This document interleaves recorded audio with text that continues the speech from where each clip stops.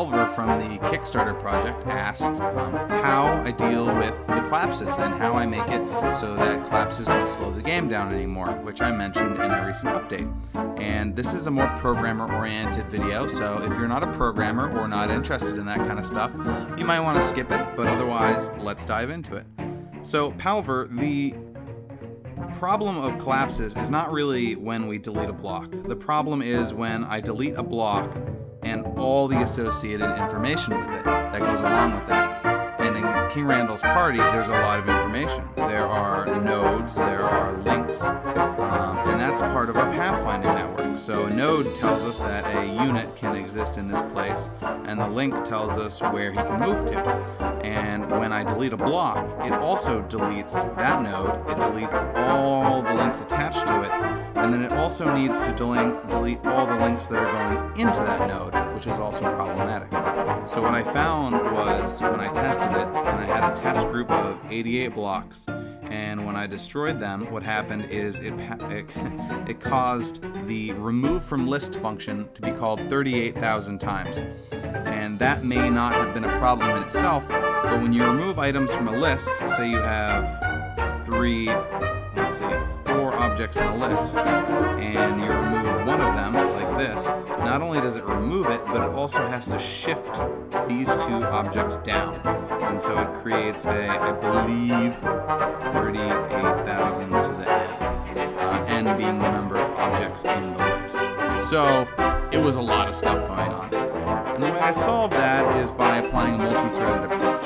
A lot of programs, especially back from the single core days, when processors only had single cores, everything happens on a single thread, your primary thread of the program. And so everything happens in sequential order. So you do your collision testing, you do collisions, you do your attacks, whatever it is. I'm not going to write it all out, but you all do it in sequential order. And so what the problem is if you have something really computationally intensive, like updating the pathfinding network,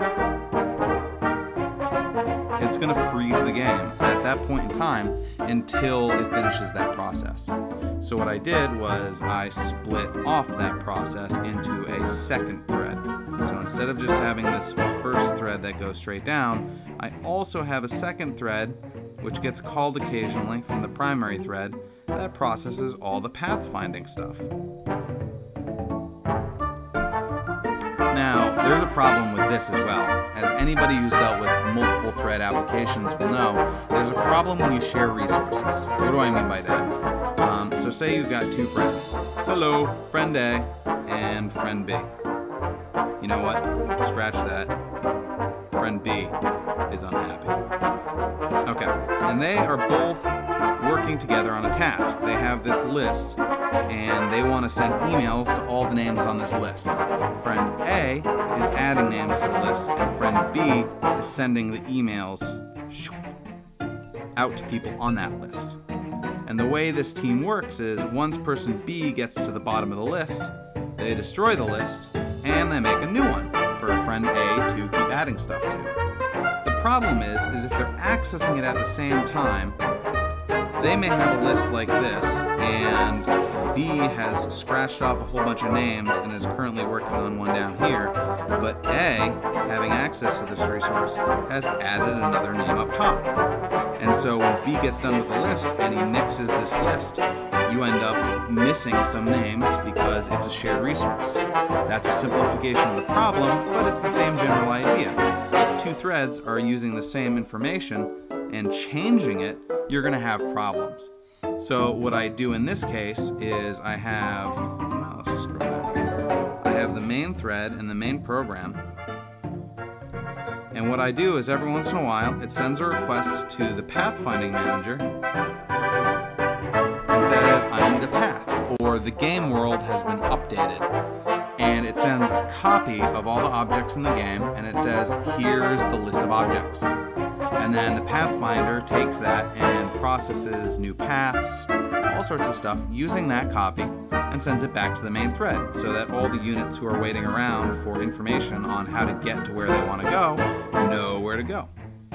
The only problem with this is that what happens if when you send this list and you're busy processing it, that's a clock. It's really bad clock, but it's a clock. When you're processing that, the main game has updated their game list, and so there's more or less objects than there were before. So the really simple way I dealt with this is whenever a unit's trying to move from point A to point B, he just checks. He's at a pathfinding node, and he's trying to move to another one, and there's a link in between, and he says, is this link valid? Is this node valid? And if so, he will just go along his merry way. But if not, he's going to nix the whole path and request a new one. And that's how I deal with the problem of collapses, which, as you can see, are a little more complicated than collapses. But by splitting off the pathfinding information from the main thread, pathfinding, main thread, that's enabled me to really speed up the game. And if you have a multi-core processor, then it's going to go even faster for you. And this is really exciting for me and other programmers. Yay! Because what it means is now I can really do a lot of multi-threading tasks with King Randall's party. And that means it's just going to perform better and better and better as we go along.